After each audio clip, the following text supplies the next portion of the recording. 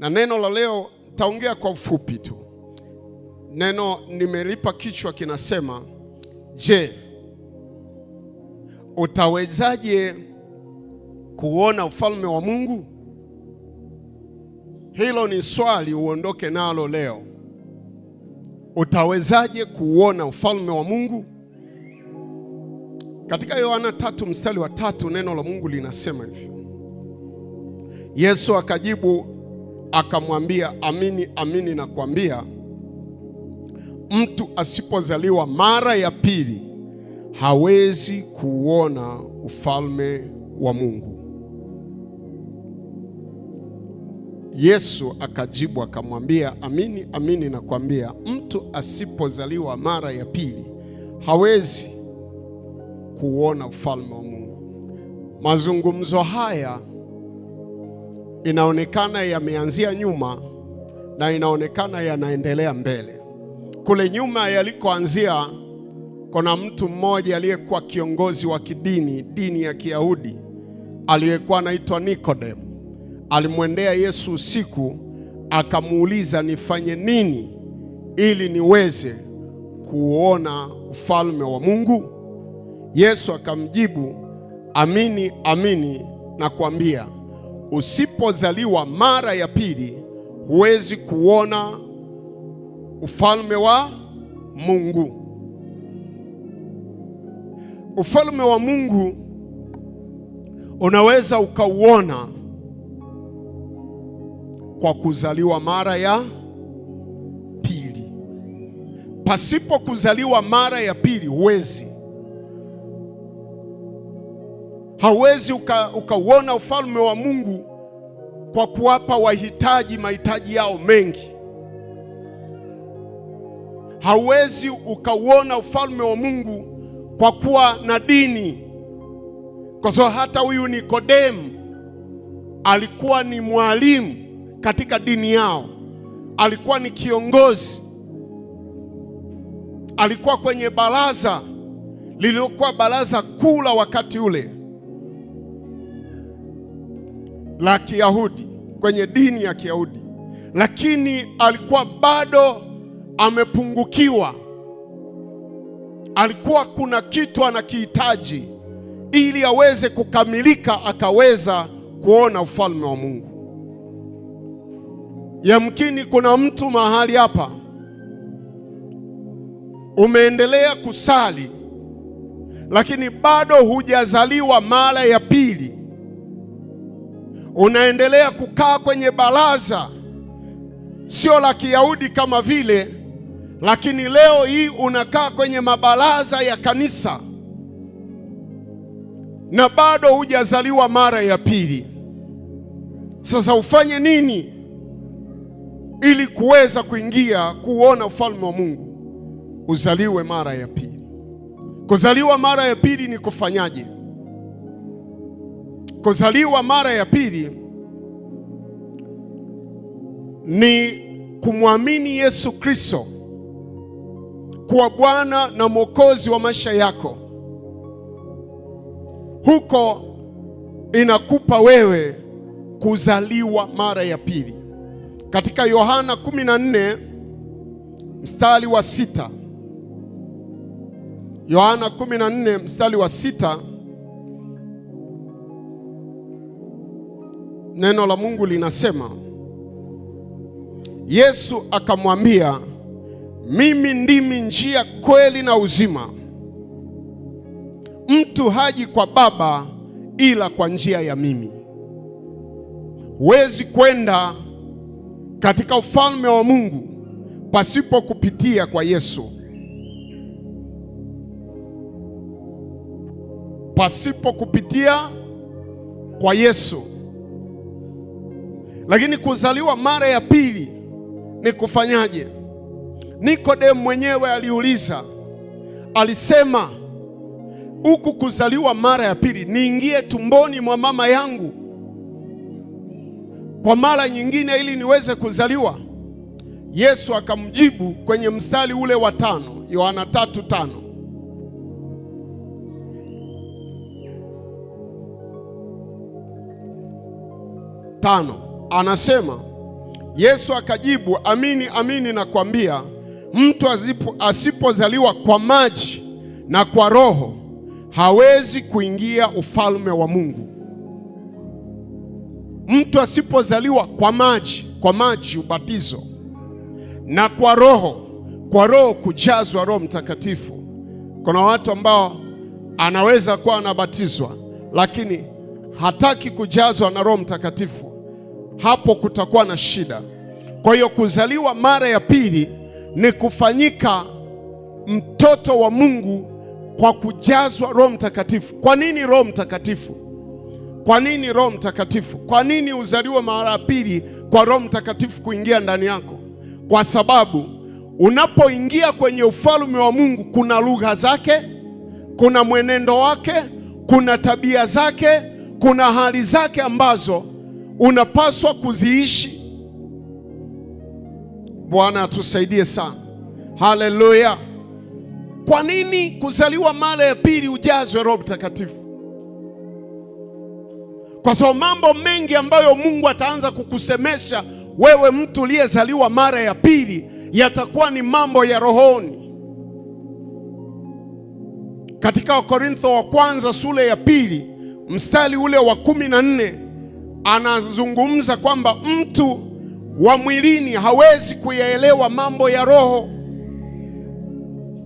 Unajua, wakati mwingine tunaweza tukawa tunasigana, hatuelewani katika eneo fulani ndani ya kanisa, ndani ya madhehebu. Kunakuwa madhehebu mengi. Kuna madhehebu mengine yamefunguliwa, ni matumbo tu ya watu, hana Mungu, hana chochote, amekuwa pale tu kwa sababu yuko pale.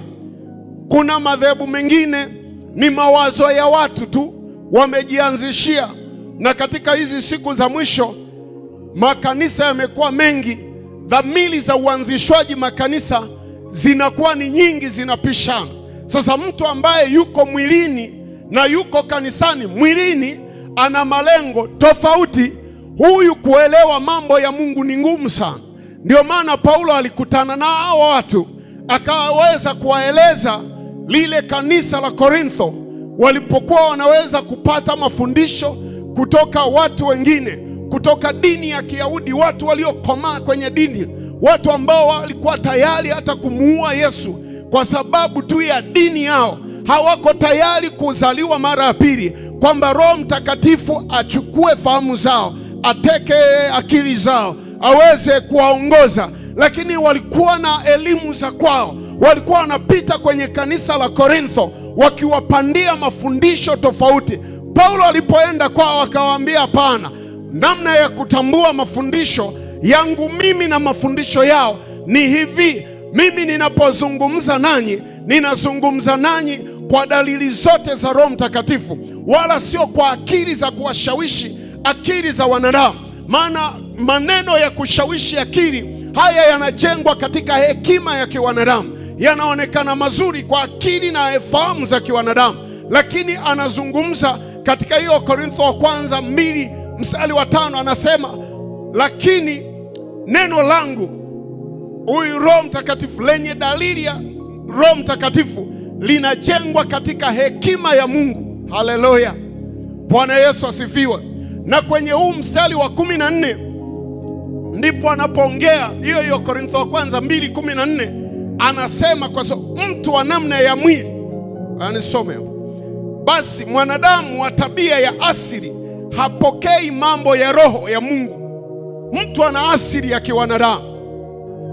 Ili aweze kuwa mtoto wa Mungu, aweze kuona ufalme wa Mungu, ile asili yake itoke, azaliwe mara ya pili. Nikodemo anasema, ni kufanyaje?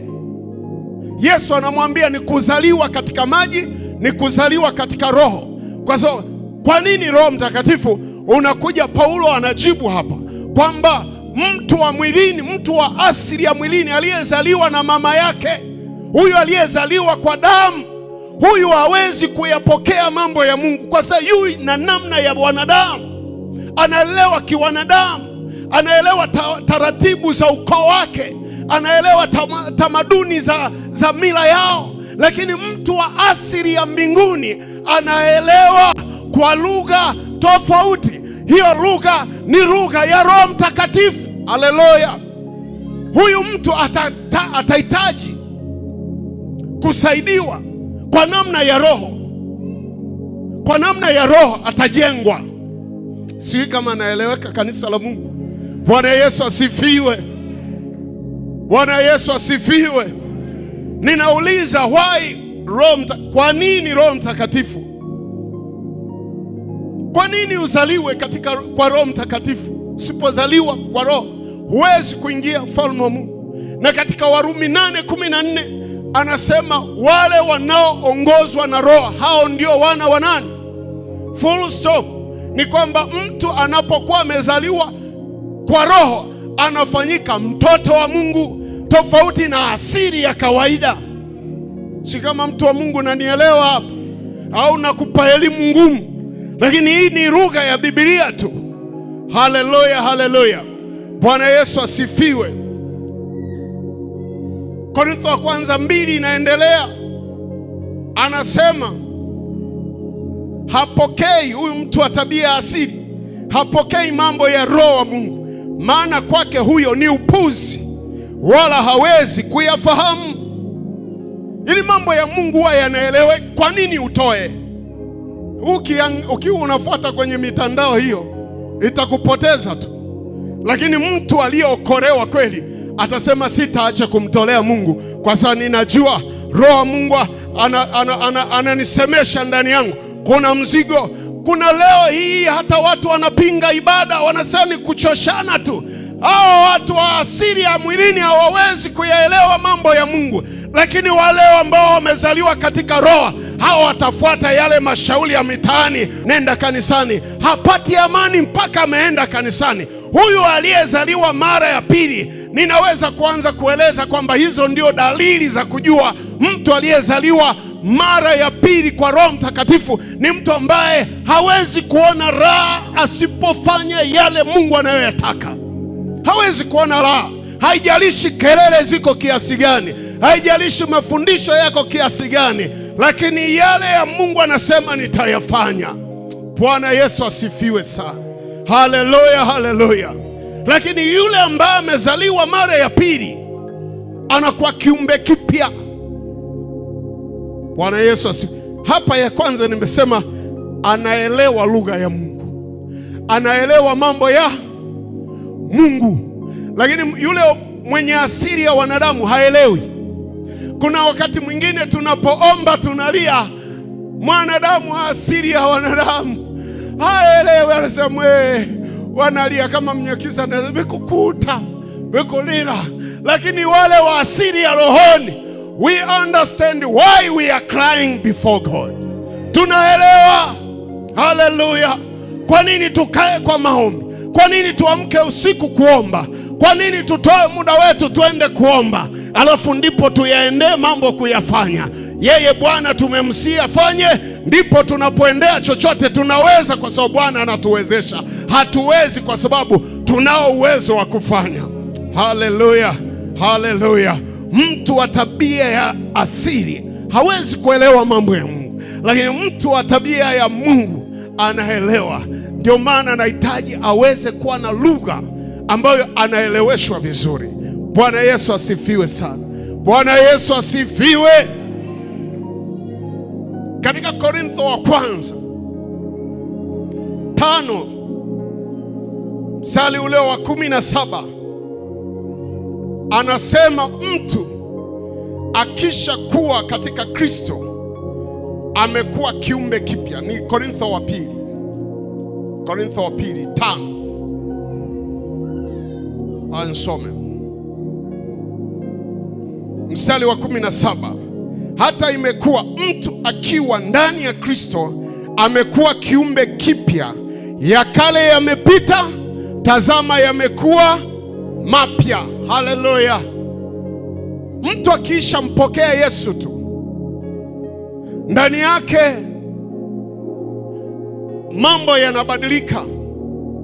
Tamaa ya dhambi inaondoka, kwa sababu amekuwa kiumbe kipya, amezaliwa upya. Anaanza kuyatamani mambo ya Mungu, anayakataa mambo ya shetani. Mtu aliyezaliwa mara ya pili anajitenga na hali zote za dunia.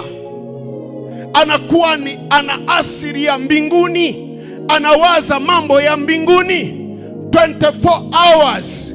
Anawaza akiwa kazini. Kuna mtu hapa anaweza asinielewe, inakueje mtu wakati wote unawaza mambo ya Mungu? Tunawaza hivyo. Hata unapolima unawaza Mungu anayeleta mvua, unawaza Mungu anayewezesha nguvu unayofanyia kazi. Maana kuna wengine wako hospitalini hawawezi kufanya kazi ya kilimo. Kuna wengine wako mahali pabaya hawawezi kufanya chochote, wako gerezani. Kwa hiyo unawaza Mungu wakati wote kwamba Mungu, asante umenipa nguvu, asante umenipa nafasi, asante umenipa mtaji, asante umenipa chochote nilicho na. Unawaza. Huyu aliyezaliwa mara ya pili anakuwa kiumbe kipya katika Kristo. Ya kale yanakuwa yamepita, tazama yamekuwa mapya. Maana amezaliwa, anaanza kutamani mambo ya kiroho. Haleluya!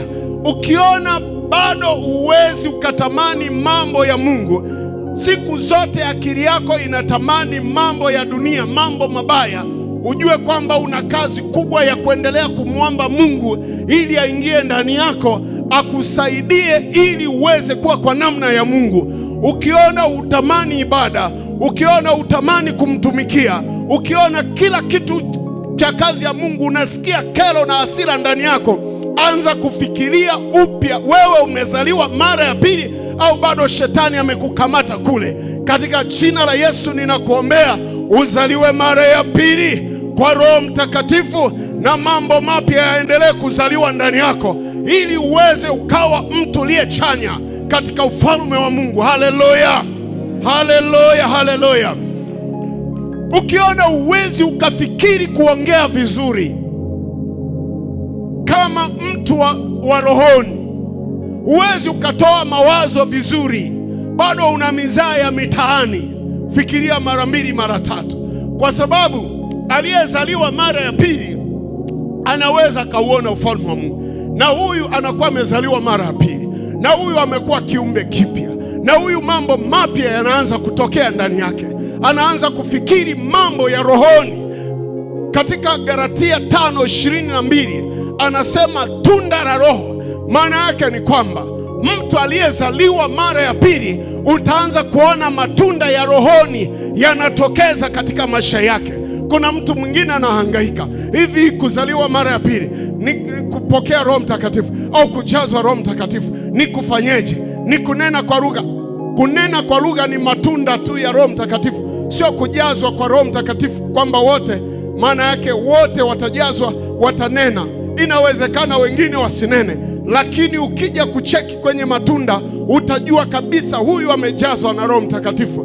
Kuna wengine anaweza kunena kwa lugha, lakini matunda yanayotoka ndani yake hayatoki hayo. Unaangalia Galatia 5:22 anasema tunda la Roho ni amani, ni upendo, ni furaha, ni amani, ni uvumilivu, ni utu wema, ni upole, kuwa na kiasi. Mtu katika mambo hayo anakuwa yuko vizuri. Ukiona haya mambo hayatokei, wewe huna upendo, wewe hutaki amani, kila mara vita tu, wewe unasikia amani, vita tu, bishani tu, hakuna upole, wewe mashindano tu, ujue tunda la Roho hapo hamna. Wewe anza kufikiria kuzaliwa mara ya pili, kwa sababu ukizaliwa mara ya pili dalili zake ni hizo tu, kwamba utaanza kuonyesha matunda, lakini tabia zako, utakuwa kiumbe kipya, zitaanza kubadilika katika maisha yako. Kanisa la Mungu, tukiwa na watu wengi waliozaliwa mara ya pili, tutakuwa na matokeo chanya makubwa sana kwenye jamii inayotuzunguka. Watamwona Mungu tunayemtumikia, wataona shauku tulio nayo kwa ajili ya Bwana.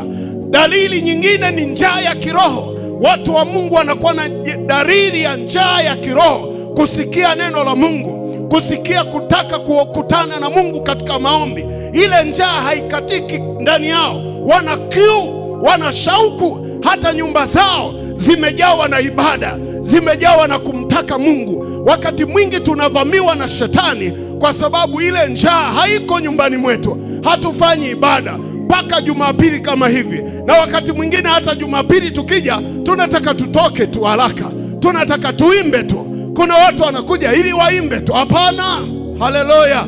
Jaribu kukutana na Mungu. Watu wenye kiu na shauku kwamba ninatamani kujihudhurisha kwenye ibada, ninataka kukutana na Mungu wangu, ninataka nimuone Yesu, ninataka nikutane na huyu mfalme. Haleluya. Wale wenye kiu, haleluya. Wale wenye njaa ya haki, haleluya, ambao wanasema ninatamani nikutane na Yesu, siendi kwa mazoea. Bwana Yesu asifiwe. Haleluya, haleluya. Ninakuumbia kiu ndani yako, mtu wa Mungu, lakini pia matunda ya Roho Mtakatifu yakatokea. Hawezi kauona ufalme wa Mungu usipozaliwa mara ya pili kwa maji na kwa Roho. Kubatizwa wengi wanabatizwa, lakini kwa Roho ni ngumu sana. Aje Roho Mtakatifu akuwezeshe, sio ujiwezeshe kuwa mtu wa upole, mtu wa upendo, mtu wa nini. Kuna maneno tu hapa, mtu anakuwa mpole huku ndani anaumia kweli, anakuwa mkalimu hapa tu ndani anaumia kweli. Lakini ukishazaliwa mara ya pili unaumbika kuwa namna ya Mungu. Hausikii shida unapokalimu watu, hausikii tabu unapokaa na amani na watu, unasikia matendo ya Mungu. Ukifanya vizuri unafurahia, ukifanya vibaya unahuzunika.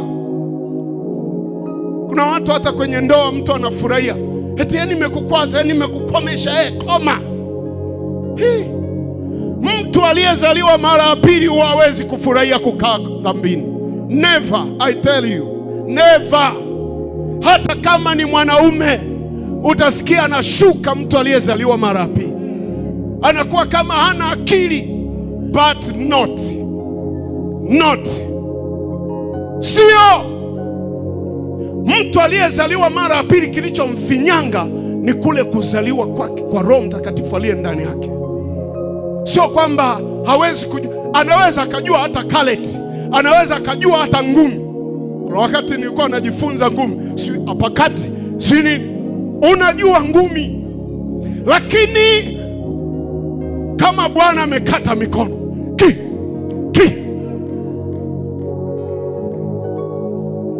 ngumi za cross chip, lakini Bwana amekata. Bwana Yesu asifiwe. Hata kama tulijua kutongoza wanawake, lakini Bwana amekata jeuri. Tembea unakuwa na fikiri juu ya Yesu. Halote ya pande la basiki mbo paya para bakoli ya basaya paya la wos paya kopala bakeli ya basiki ya paya se. Kanisa la Mungu, ni lazima tuweze kuzaliwa mara ya pili ili tukutane na Mungu rohoni. Maana katika Yohana 4 anasema mstari 24, wanaomwabudu Mungu inawapasa wamwabudu katika roho na kweli. Ndio hiyo ikushawishi kwamba for sure watu waliozaliwa na Mungu, waliozaliwa mara ya pili wanakutana na Mungu spiritually, kiroho, sio kimwili, sio desturi na tabia. Ndio maana hiyo Warumi 8:14 wale wote wanaoongozwa, wanaotawaliwa, ambao wanafurahia mambo ya Mungu kufanya, wanajisikia usiendelee na ya kale alafu na mambo mapya. Lazima uwe mtu ambaye mambo ya kale yameharibika ndani yako, mambo ya kale yameondoka, wewe mambo mapya ndio anaozaliwa ndani yako. Ulikuwa mlevi, sasa sio mlevi. Ulikuwa na hasira, sasa huna hasira. Ulikuwa mgomvi, sasa sio mgomvi. Ulikuwa mtu ambaye hutaki kusamehe watu, sasa unasamehe watu. Unatazama mambo kwa faida ya mbinguni, utazami mambo kwa faida yako.